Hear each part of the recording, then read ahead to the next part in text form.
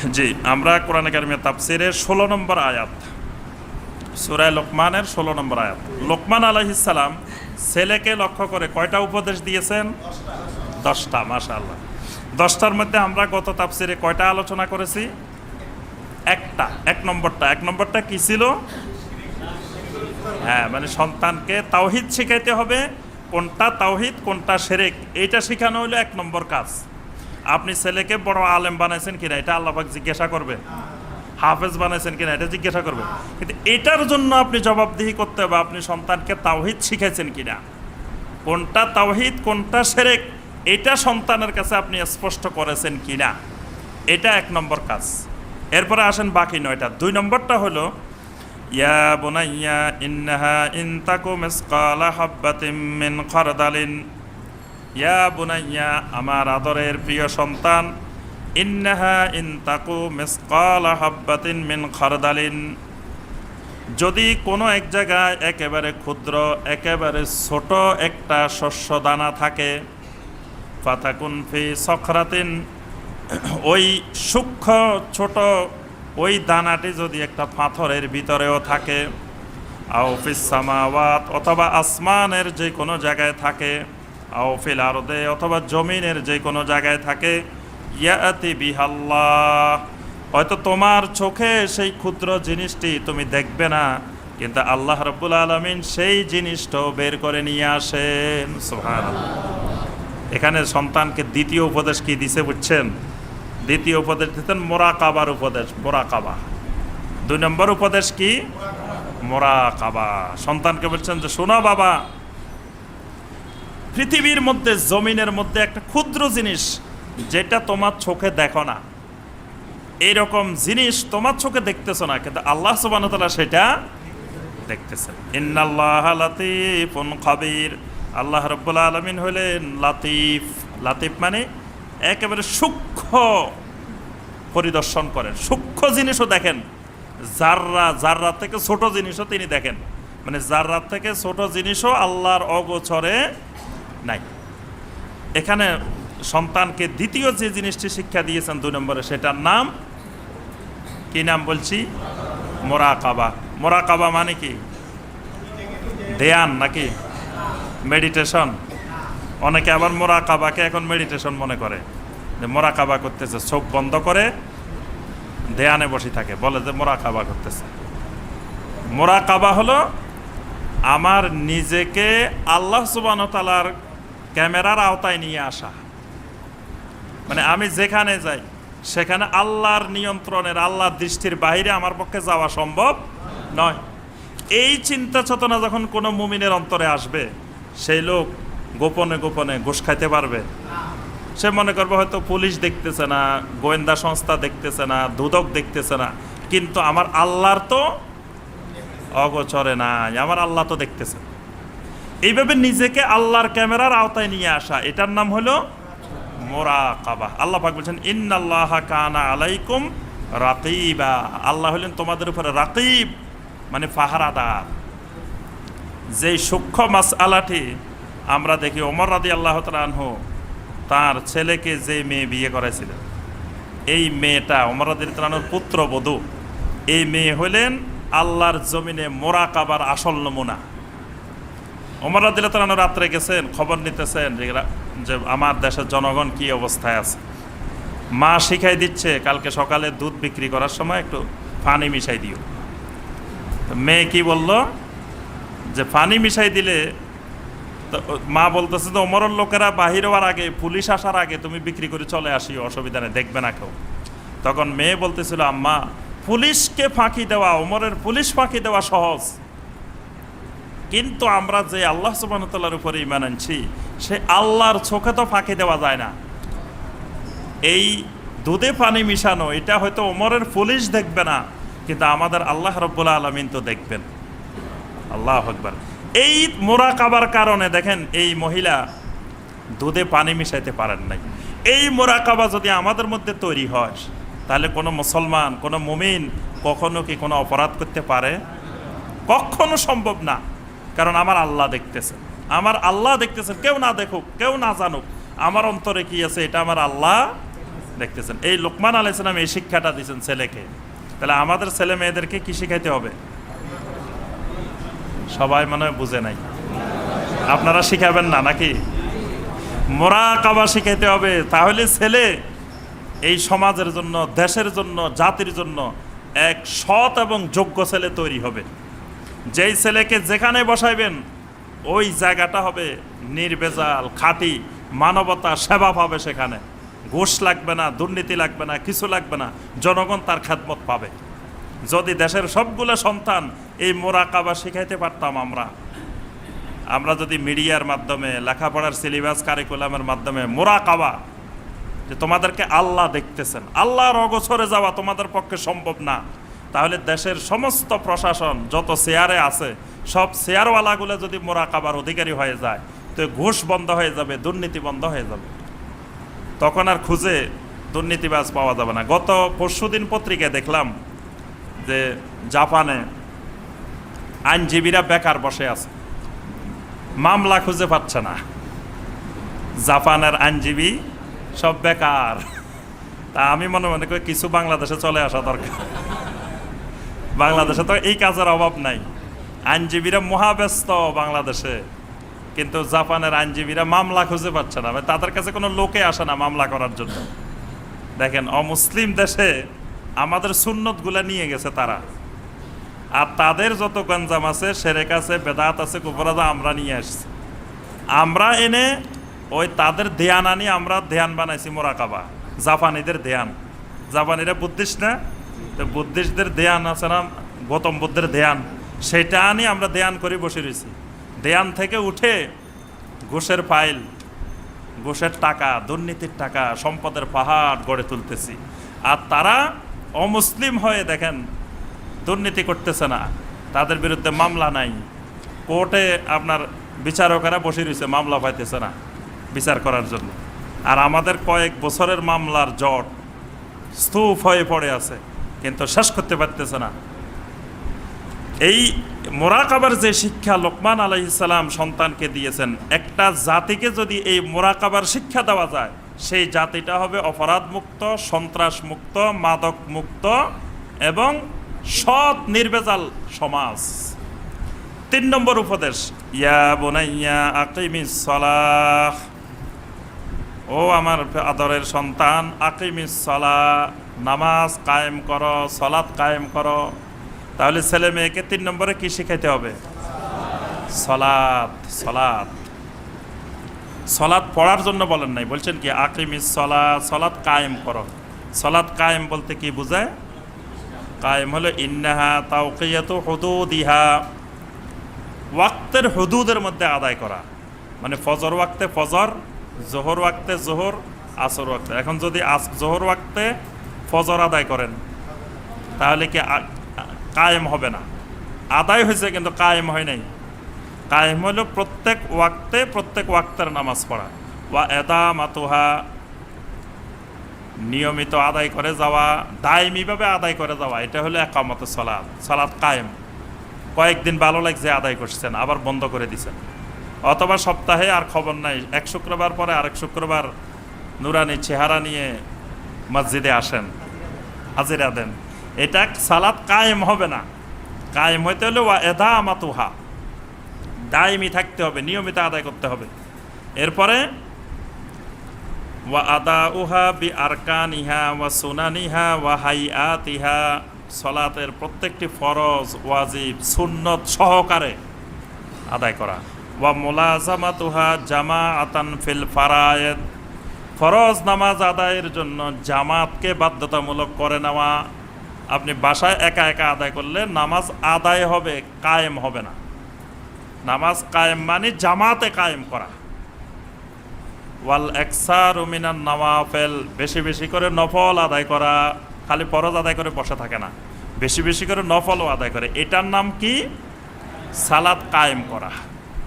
আর যদি আপনি এগুলা না করেন সেটা হবে সালাত আদায়। আল্লাহ পাক নির্দেশ দিয়েছেন কি? কায়েম করার জন্য। লোকমান আলাইহিস সালাম ছেলেকে বলছেন ইয়া বুনাইয়া আকিমিস সালাহ, হে আমার আদরের সন্তান, নামাজ কায়েম করো, সালাত কায়েম করো। কত বছর থেকে এই নির্দেশ দেওয়া শুরু করতে হবে? 7 বছর থেকে। 10 বছর হলে কি করতে হবে? মারি বেহস বানায় ফেলতে হবে। হালকা, মানে যাতে, মানে 10 বছরেও এখনো মাটি নরম আছে, এখনো আপনার কথা শুনবে, আপনার আয়ত্তে আছে। কিন্তু যখন 14-15 বছর হয়ে যাবে তখন আর আপনার আয়ত্তে থাকবে না, এবার উল্টা আপনারে পিটাইব। এই জন্য 10 পর্যন্ত আল্লাহ পাক শিখাই দিয়েছেন, নবী সাল্লাল্লাহু আলাইহি ওয়াসাল্লাম এই পদ্ধতি ফর্মুলা শিখাইছেন যে 7 বছর হলে নির্দেশ দাও, আবার 10 বছর হলে মানে বাধ্যতামূলক করে দাও, যাতে তার বুলুগিয়াতটা বালেগ হয় নামাজি অবস্থায়।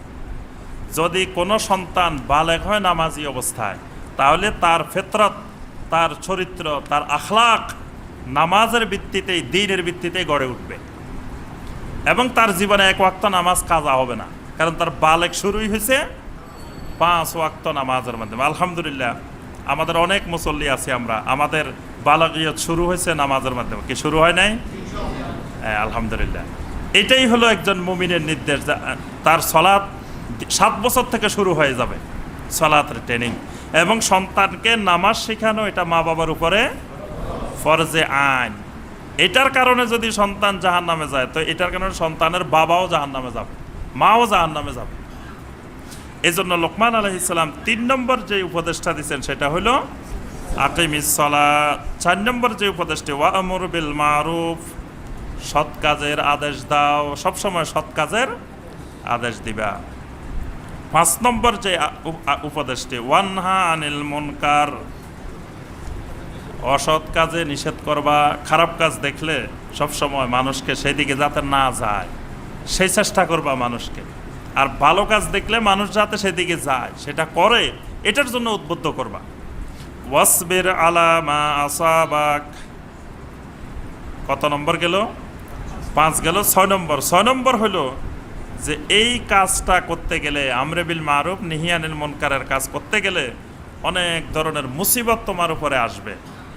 ওয়াসবির আলা মা আসাবাক, ওই মুসিবত যখন আসবে তখন সেই মুসিবতের উপরে তুমি সবর ধারণ করবে। ইন্না যালিকা মিন আজমিল উমুর, এটাই হলো কর্মের দৃঢ়তা, এটাই হলো আমলের মজবুতি। মানে তুমি এই কাজগুলো যদি করো তাহলেই তুমি দ্বীনের উপরে টিকে থাকতে পারবা। 7 নম্বর হলো ওয়ালা তুসাইর খাত্তাকা লিন্নাস, খবরদার মানুষের সামনে তোমার মুখকে বাঁকা করিও না। মানে মানুষের সাথে কথা বলার সময় চেহারা বাঁকা করে কথা বলবা না। চেহারা বাঁকা করে কথা বলা মানে কি? আরবি ভাষায় কিছু কিছু ওঁট আছে যে ওঁটের রোগ হয়, এই রোগকে বলা হয় সরা খাদ্দাহু, মানে ওঁটের গাড়ে এই রোগটা হয়। এই রোগ হলে ওঁট এমনি থাকে, মানে আর এদিকে তাকাতে পারে না।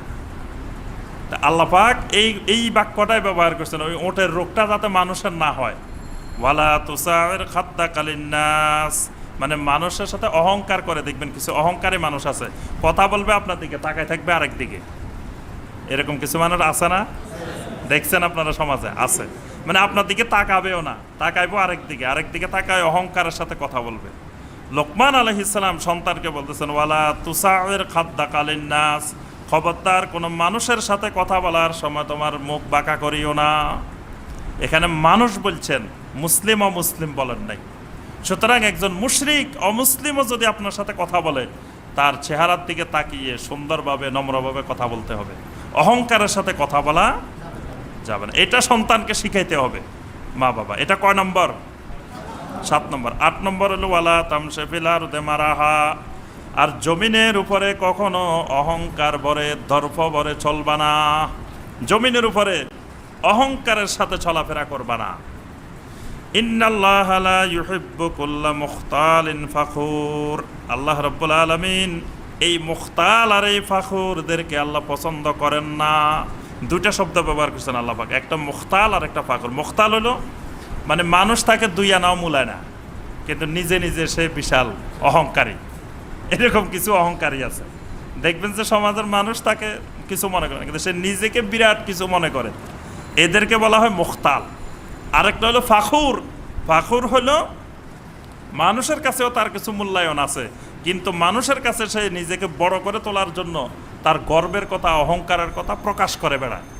এদেরকে বলা হয় ফাখুর। আল্লাহ পাক বলছেন এই ফাখুর মুখতাল এদের কাউকে আল্লাহ পছন্দ করেন না। এই জন্য সন্তানকে লোকমান আলাইহিস সালাম বলতেছেন, খবরদার ওয়ালা তামশি ফিল আরদি মারাহা, জমিনের উপরে এইভাবে অহংকারের সাথে চলবেন। আচ্ছা, তার অর্থ কি? জমিনের উপরে হাঁটার সময় রোগীর মতো হাঁটবেন?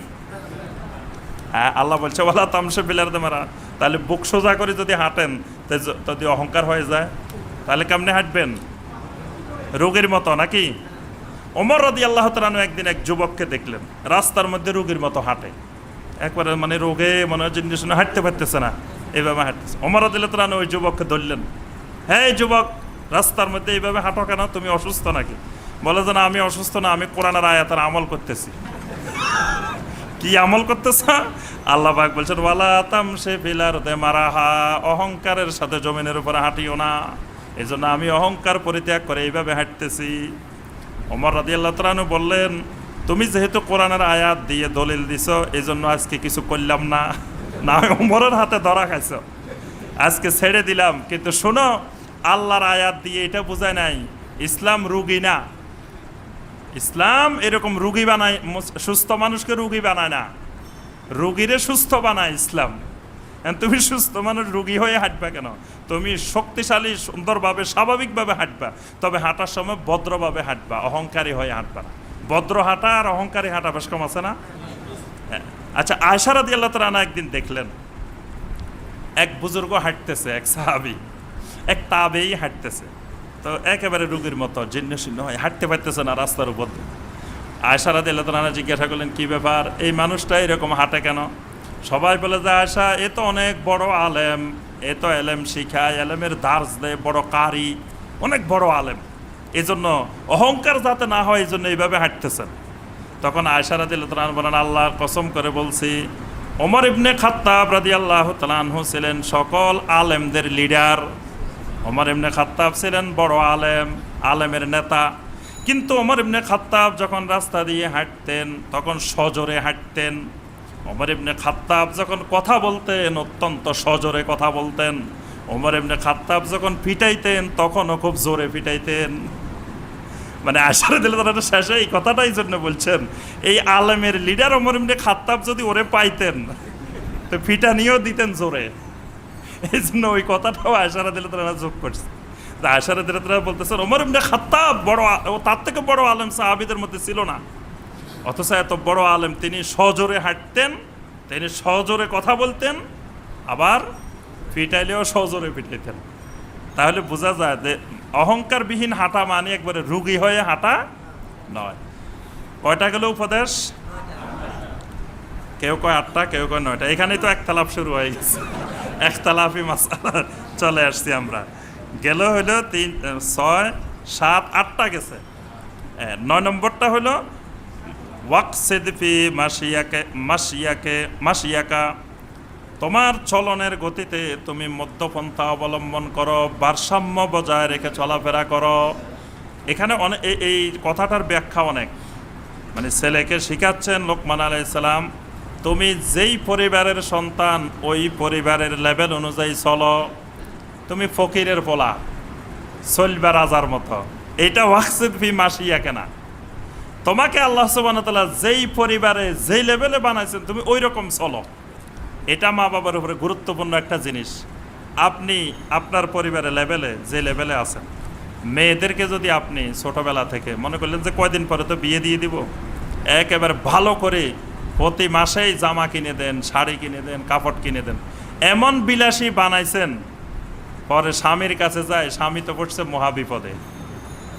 এখন ওই মহিলারে প্রতি সপ্তাহে জামা কিনে দিতে হয়, স্বামীর হয়তো এই সামর্থ্য নাই, তখন ওই স্বামীর পরিবারে অশান্তি দেখা দিবে না?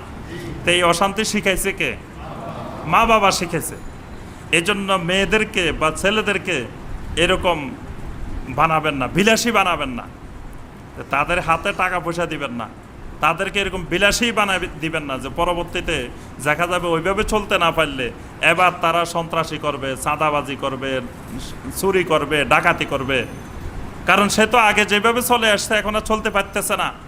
দেখেন লোকমান আলাইহিস সালাম সন্তানকে বলছেন ওয়াকসিদ ফি মাসিয়াকে, তোমার চলাফেরার মধ্যে তুমি ভারসাম্য বজায় রাখবা, মধ্যপন্থা বজায় রাখবা।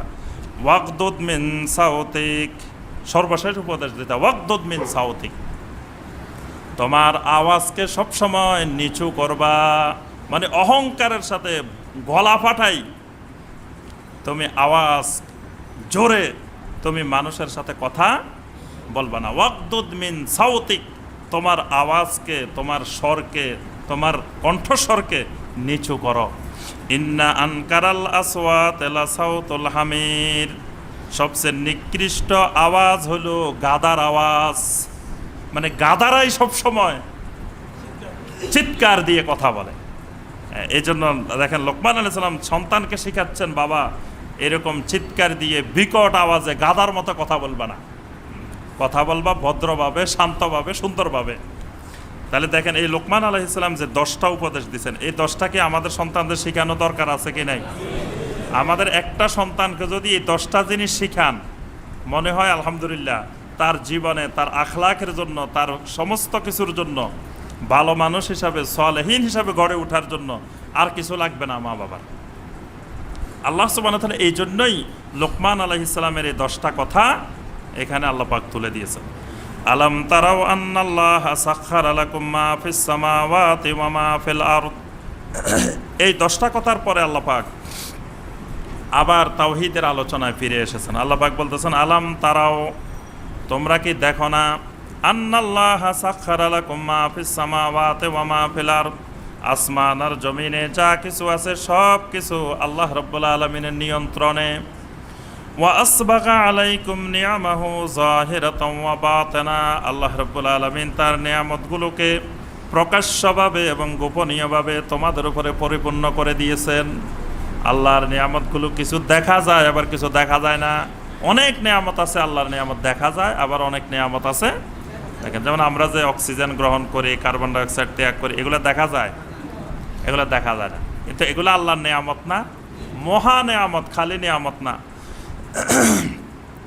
ওয়া মিনান নাসি মান ইউজাদিলু ফিল্লাহি বিগাইরি ইলমিন ওয়ালা হুদান ওয়ালা কিতাবিম মুনির। আল্লাহ রাব্বুল আলামিন বলেন, মানুষের মধ্যে থেকে কিছু মানুষ আছে আল্লাহর ব্যাপারে ঝগড়া করে।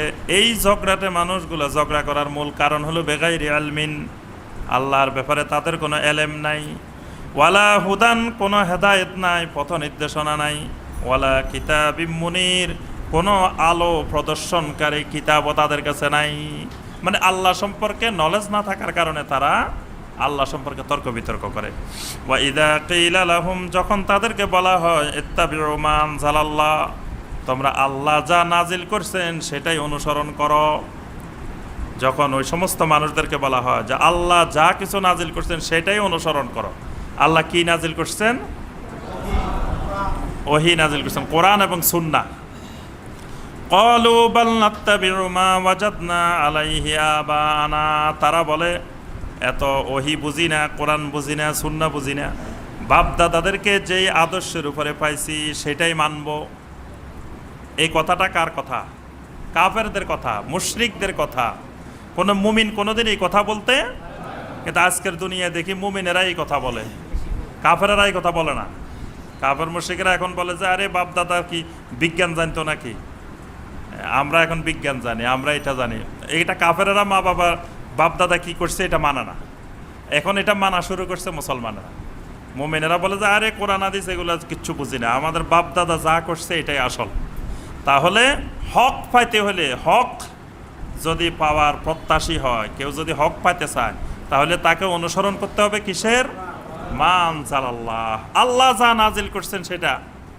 আর যদি কেউ হক পাইতে না চায়, কারো কপালে যদি হক না থাকে, হেদায়েত না থাকে, সে অনুসরণ করবে কি? বাপ দাদা, পূর্বপুরুষ, বাপ দাদারা কি করছেন এটাই। সূরা লোকমানের 21 নম্বর আয়াত স্পষ্ট দলিল। আল্লাহ পাক তাদের কথা বলে দিচ্ছেন যে তাদেরকে যখন বলা হয় ওহীর অনুসরণ করো, তারা বলে যে বাল নাত্তাবিউ মা ওয়াজাদনা আলাইহি আবানা, আমাদের বাপ দাদাদেরকে যেই অবস্থায় পাইছি ওইটাই আমরা মেনে চলবো।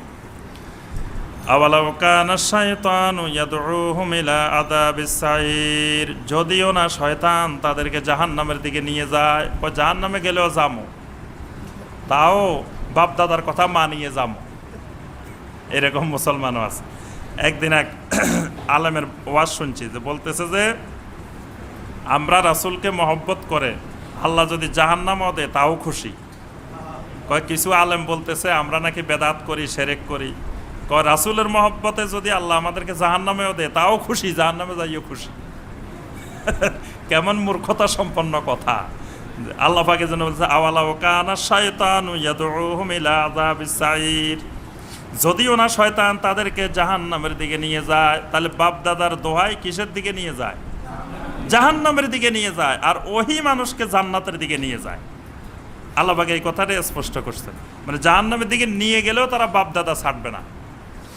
ওয়া মান ইউসলিমু ওয়াজহাহু ইলাল্লাহি ওয়া হুয়া মুহসিনুন, যে ব্যক্তি নিজেকে পরিপূর্ণরূপে মুহসিন হয়ে আল্লাহর প্রতি আত্মসমর্পণ করবে, ফাকাদ ইসতামসাকা বিল উরওয়াতিল বুসকা, সে এমন এক কঠিন রশি ধরবে, একটি শক্তিশালী কঠিন এক রশি সে ধরে ফেলবে। মানে এটা কোন রশি?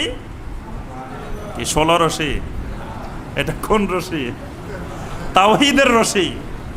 উরওয়াতুল বুসকা, এটা তাওহীদের রশি। তাওহীদের এই রশি যারা ধরে ফেলবে, আল্লাহ পাক বলতেছেন এরা হলেন মুহসিন।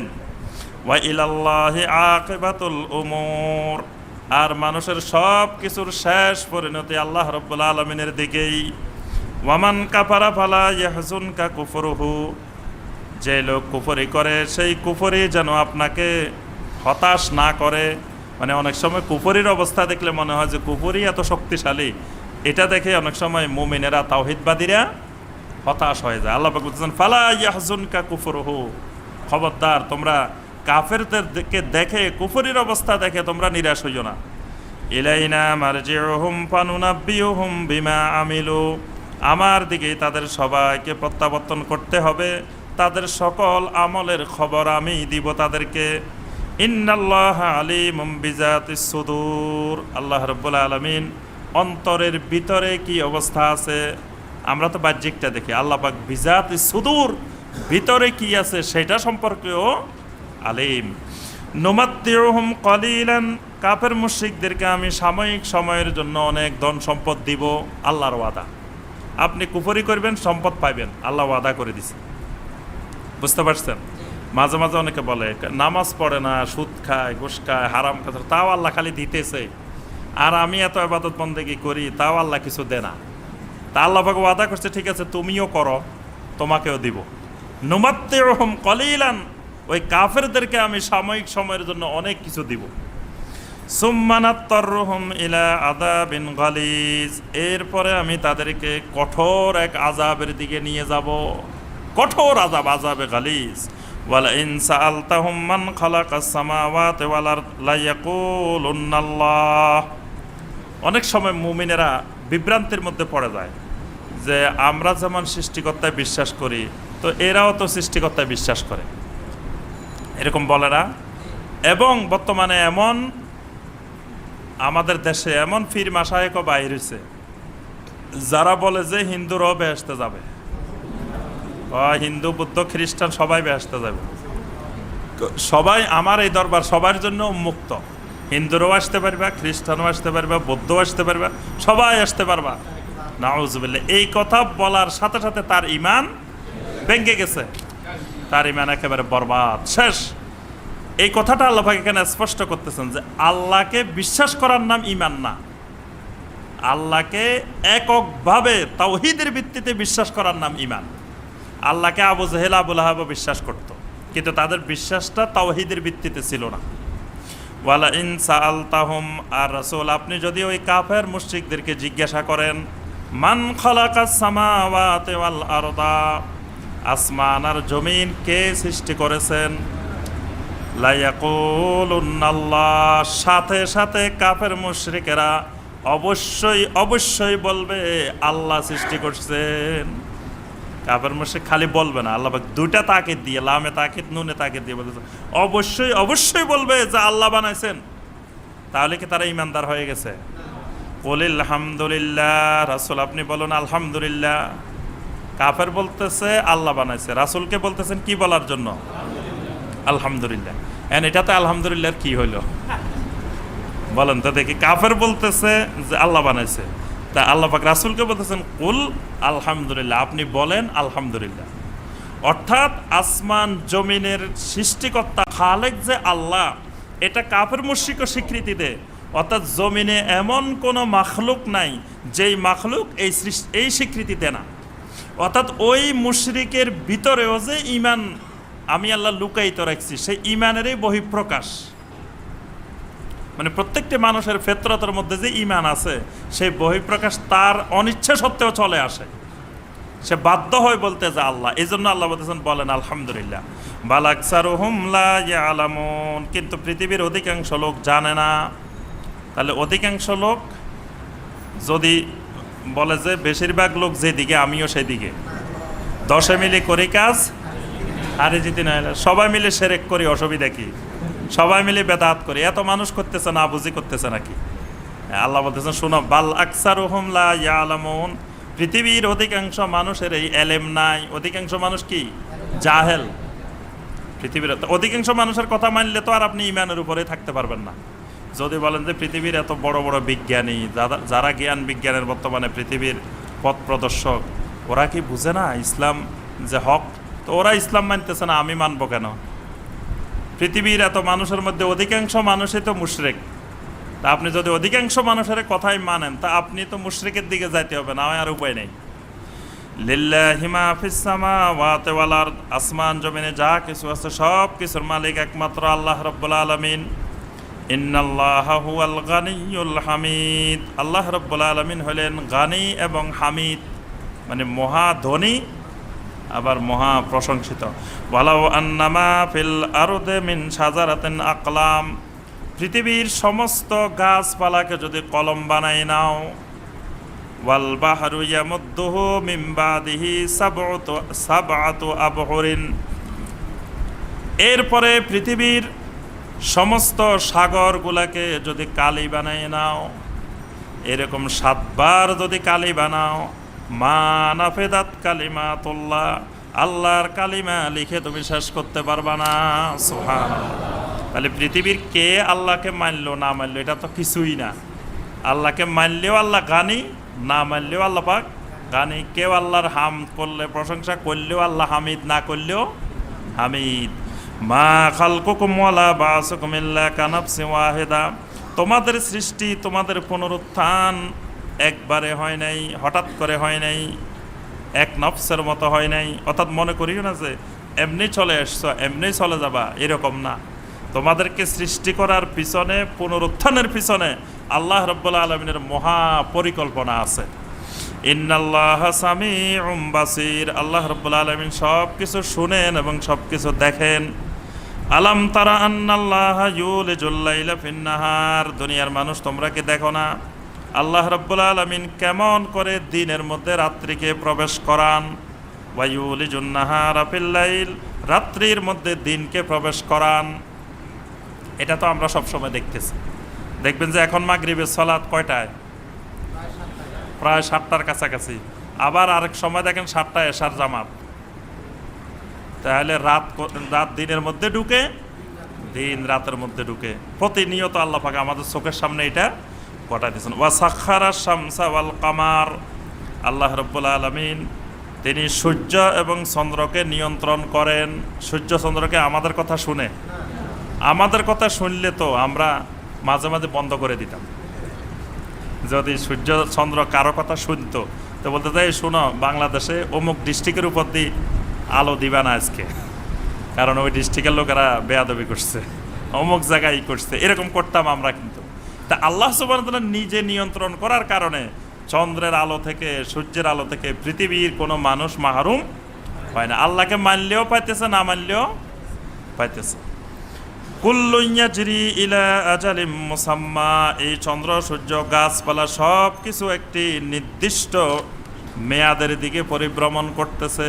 একটা নির্দিষ্ট সীমা মেয়াদ ঠিক করা আছে, ওইটার দিকে দাবিত হচ্ছে। ওয়া আন্নাল্লাহা বিমা তা'মালুনা খাবীর, তোমরা যা কিছু করো আল্লাহ পাক এ সম্পর্কে খবর রাখেন। যালিকা বিআন্নাল্লাহা হুয়াল হক, এই সব কিছু সাক্ষ্য দিচ্ছে যে আল্লাহ রাব্বুল আলামিন হক। ওয়া আন্নামা ইয়াদউনা মিন দুনিহিল বাতিল, আল্লাহ রাব্বুল আলামিনকে বাদ দিয়ে যত কিছুকে ডাকো সব কিছু হলো বাতিল। তাহলে আল্লাহ হলেন একমাত্র হক মাবুদ, আর সব কিছু হলো বাতিল মাবুদ।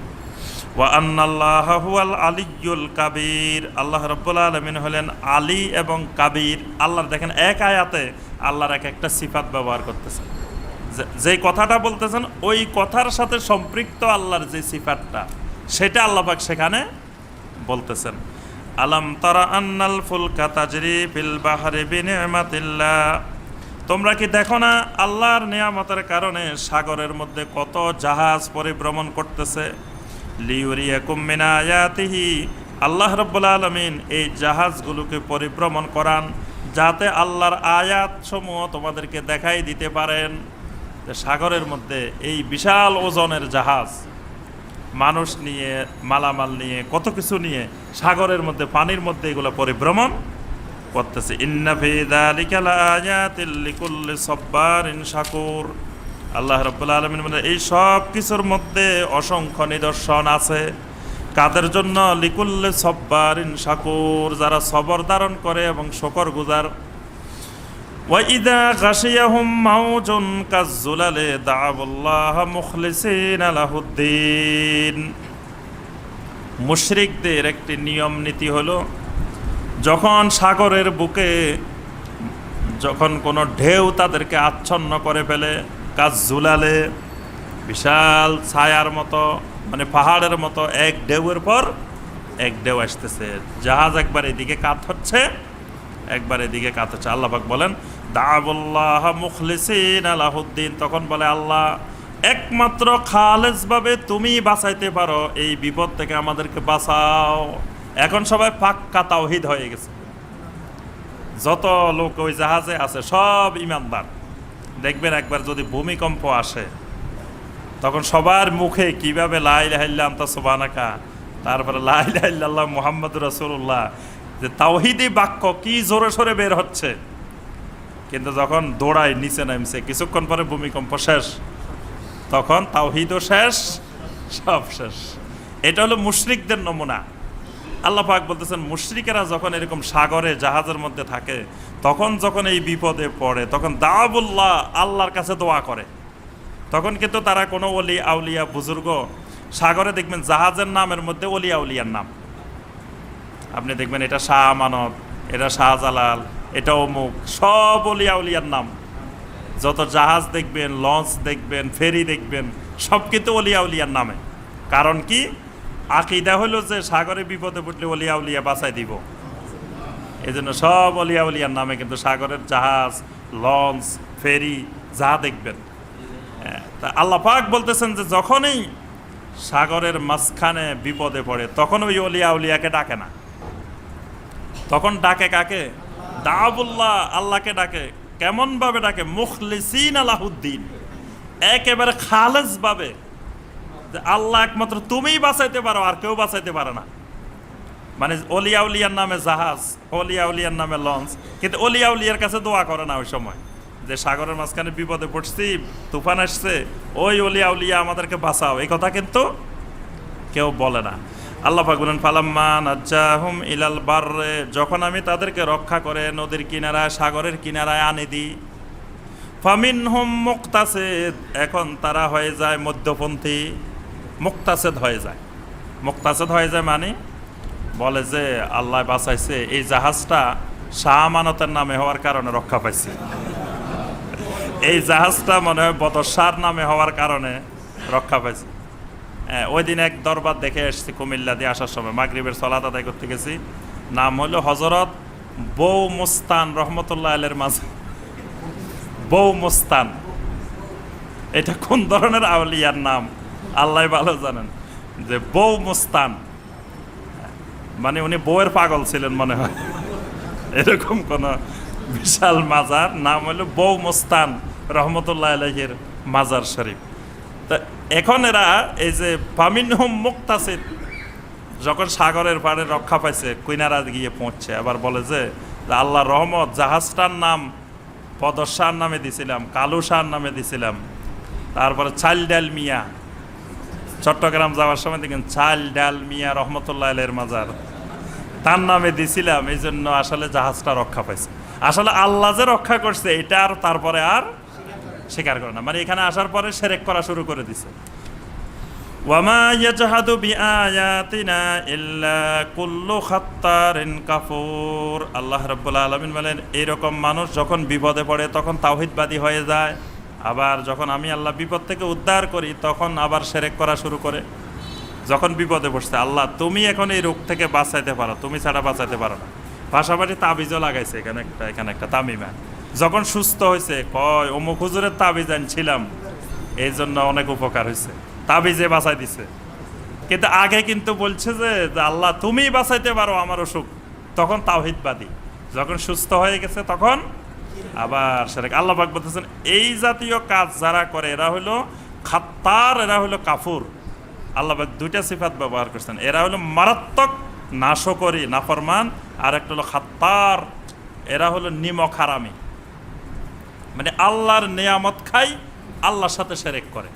এদের মতো খাত্তার নিমক হারামি জমিনে আর কেউ নাই। ইয়া ইউহান্নাস তাকু রাব্বাকুম। আল্লাহ রাব্বুল আলামিন এই নসিহত করে আল্লাহ পাক এই সূরা শেষ করতেছেন, ইয়া ইউহান্নাস, হে দুনিয়ার সকল মানুষ, ইত্তাকু রাব্বাকুম, তোমরা তোমাদের রবকে ভয় করো, ওয়াখশাউ ইয়াওমান, আর ওই কিয়ামতের দিনকে ভয় করো, লা ইয়াজজি ওয়ালিদুন আন ওয়ালাদিহি, যেদিন সন্তানের পক্ষ থেকে পিতা কোনো যাজা দিতে পারবে না, ওয়ালা মাউলুদুন হুয়া জাজিন আন ওয়ালিদিহি শাইআ, বাবার পক্ষ থেকে সন্তান, সন্তানের পক্ষ থেকে বাবা কোনো ধরনের এজাজত, কোনো ধরনের বিনিময় দেওয়ার অধিকারী নাই।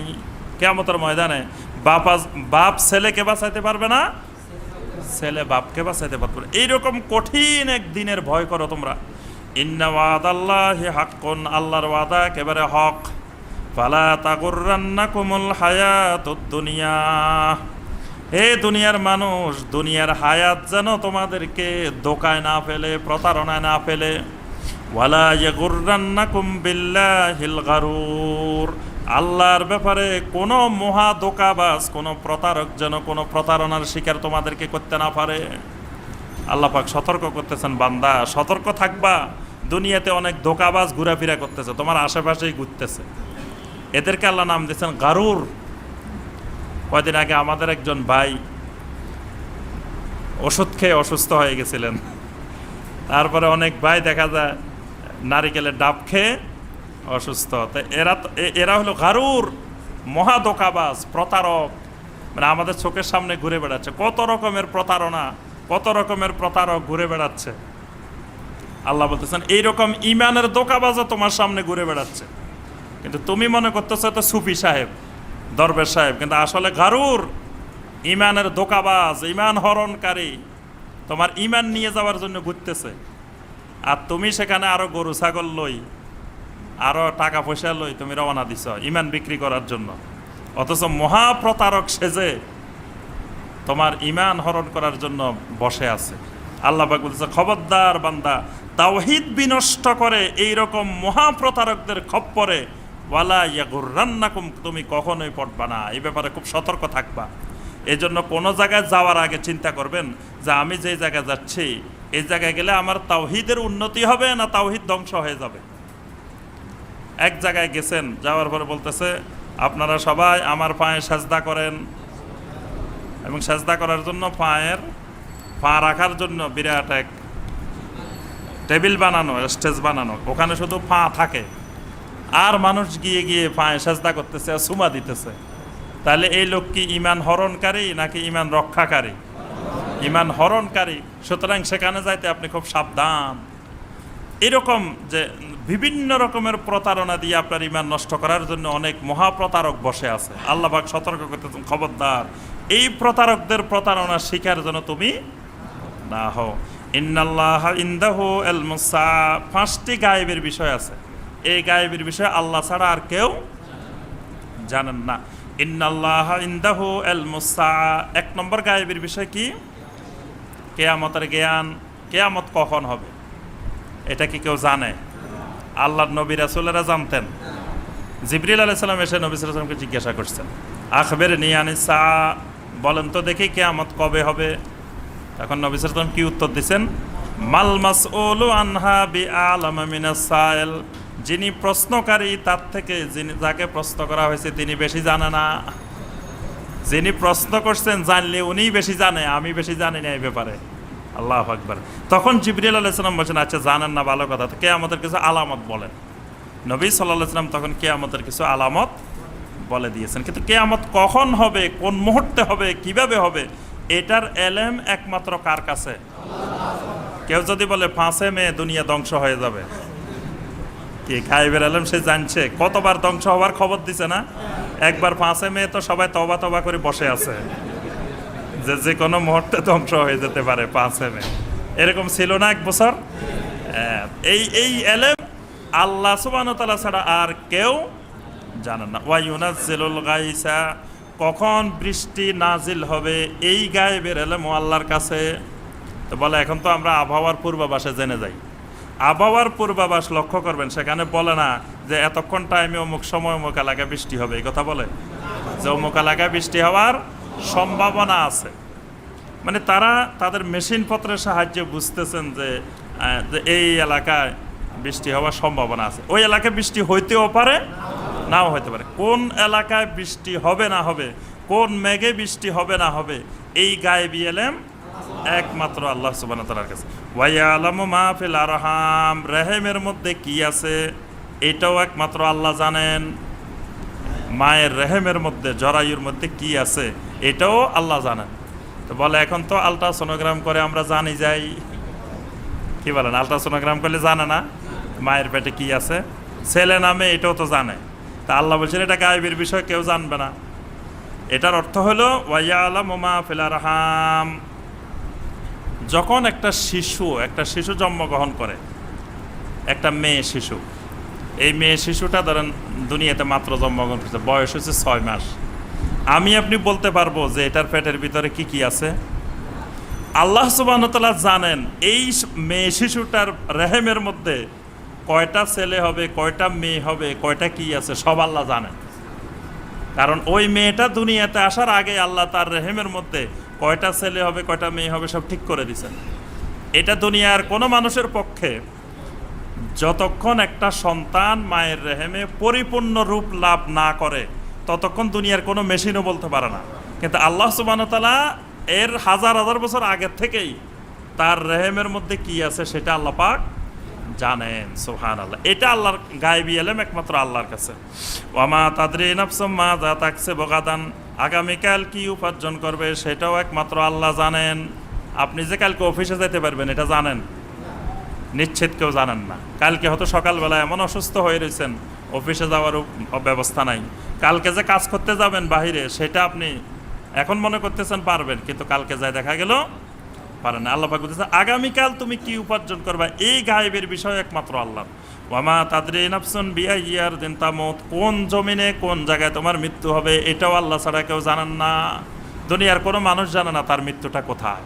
দেখা যাবে আপনি সারা জীবনে এই এলাকায় রয়েছেন, মৃত্যুটা হয়েছে আরেক এলাকায় গিয়ে। আমি ওই দিন এখানে বাড্ডা সাঁতারকুল গেলাম, সাঁতারকুলের 2 জন মহিলা মারা গেছেন গাজীপুর।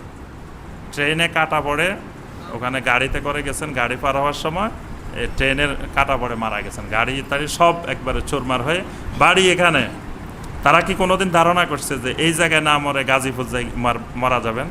কিন্তু মৃত্যু হয়েছে ওই জায়গায়। দেখা যাচ্ছে বাড়ি এক জায়গায়, সারা জীবন এক জায়গায়, কিন্তু মৃত্যুর সময় আরেক জায়গায় গিয়ে হাজির। অর্থাৎ আল্লাহ সুবহানাহু ওয়া তাআলা মৃত্যুটা যেখানে নির্ধারণ করেছেন সেখানে গিয়ে সে হাজির হবে। যার মৃত্যু যেখানে লেখা আছে মালাকুল মউত আগে থেকে গিয়ে সেখানে বসে থাকে। এই জন্য একটা ইতিহাসের মধ্যে লেখা হয়েছে যে এক ব্যক্তি বলতেছিল যে আমাকে তো মালাকুল মউত খুঁজবে মারা যাওয়ার সময়। তা আমি সারা জীবনে এই এলাকার বাসিন্দা, ধরুন নদ্দা সরকার বাড়ির বাসিন্দা, তাহলে মালাকুল মউতের লিস্টে তো লেখা আছে যে সরকার বাড়ির অমুক জায়গা ঠিকানা লেখা আছে। মারা যাওয়ার আগে আমি এমন জায়গায় চলে যাব যেখানে গেলে আর মালাকুল মউত খুঁজে পাবে না। এখন মালাকুল মউতের লিস্টে লেখা আছে যে এই লোক মারা যাবে ওই বান্দরবনের এক পাহাড়ের ভিতরে, জঙ্গলের ভিতরে। এখন মালাকুল মউত ওখানে বসে বসে চিন্তা করতেছে, আরে এই লোকটা তো আমার এখানে লেখা আছে এখানে মারা যাবে, অথচ দেখতেছি লোকটা সরকার বাড়িতে এখনো বসে আছে। এখান থেকে এই লোক চিন্তা করতেছে মালাকুল মউত যাতে আমাকে খুঁজে না পায় আমাকে ওই পাহাড়ে নিয়ে গভীর জঙ্গলে দিয়ে আসো। ঠিক যে জায়গায় মালাকুল মাউত বসে আছেন ওই জায়গায় গিয়ে সে হাজির। মালাকুল মাউত সালাম দিয়ে মোলাকাত করতেছে, আল্লাহু আকবার, আমি অপেক্ষা করতেছি আপনার জন্য, আপনার মৃত্যু লেখা আছে এই জায়গায়, আপনি বসে আছেন আরেক জায়গায়, তা আল্লাহ পাক আপনার মৃত্যুর আগে ঠিক এই জায়গায় এনে পৌঁছাই দিয়েছেন। আরেকটি বিষয় হলো অকাল মৃত্যু বলে ইসলামে কোনো কিছু, এই আকীদা ভালো করে জেনে নেবেন। বর্তমানে অসংখ্য মৃত্যু লেখা যায় অকাল মৃত্যুবরণ করছে। অকাল মৃত্যু কি? সব মৃত্যু কালের মৃত্যু, অকাল নাই। যে আল্লাহকে বলছেন যে শিশু বয়সে মারা যাবে না, যুবক বয়সে মারা যাবে না। আপনি শিশু অবস্থা মারা যেতে পারেন, যুবক অবস্থায় মারা যেতে পারেন, যে কোনো অবস্থায় মারা যেতে পারেন। মৃত্যুর জন্য সবসময় রেডি থাকবেন যে আমার যে কোনো মুহূর্তে মৃত্যু এসে যেতে পারে, আমার যে কোনো মতো পরীক্ষা শুরু হয়ে যেতে পারে, আমার যে কোনো মতো জানাজা শুরু হয়ে যেতে পারে। এটার নাম ঈমান। আল্লাহ পাক বলতেছেন গায়েবের এটাও একটা বিষয়, যে ওয়ামা তাদরি নাফসুন বিআইয়ি আরদিন তামুত, কোথায় মারা যাবে এটাও দুনিয়ার কেউ জানে না। তাহলে গায়েবের এই 5টা বিষয় একমাত্র এলেম কার কাছে? ইন্নাল্লাহা আলিমুন খাবীর। আল্লাহ পাক হলেন মহা এলেমের অধিকারী এবং সব কিছুর খবর আল্লাহ পাক জানেন। আল্লাহ রাব্বুল আলামিন আমাদের সবাইকে সূরা লোকমানের এই আয়াতে কারিমাগুলোর আলোকে আমল করার তৌফিক দান করুন। আল্লাহ সুবহানাহু ওয়া তাআলা আমাদের সকলের জীবনের সকল গুনাহগুলোকে মাফ করে দিন। কোরআনে কারিমের মাধ্যমে আল্লাহ আমাদের অন্তরের সব রোগগুলোকে দূর করে দিন। আমাদের একজন সম্মানিত ভাই তার বোনের অসুস্থতার জন্য দোয়া চেয়েছেন, আল্লাহ পাক তাকে সুস্থতা দান করুন। আল্লাহ পাক তাকে সকল বিপদ আপদ মুসিবত থেকে হেফাজত করুন। এর পরবর্তীতে ইনশাআল্লাহ আমাদের যে সূরা থেকে তাফসির হবে, এই সূরার নাম হলো সূরা আস-সাজদা। সূরা সাজদার থেকে ইনশাআল্লাহ আমাদের আগামী তাফসির থেকে তাফসির হবে। সুবহানাকাল্লাহুম্মা বিহামদিকা আশহাদু আল্লা ইলাহা ইল্লা আনতা আস্তাগফিরুকা ওয়া আতুবু ইলাইক।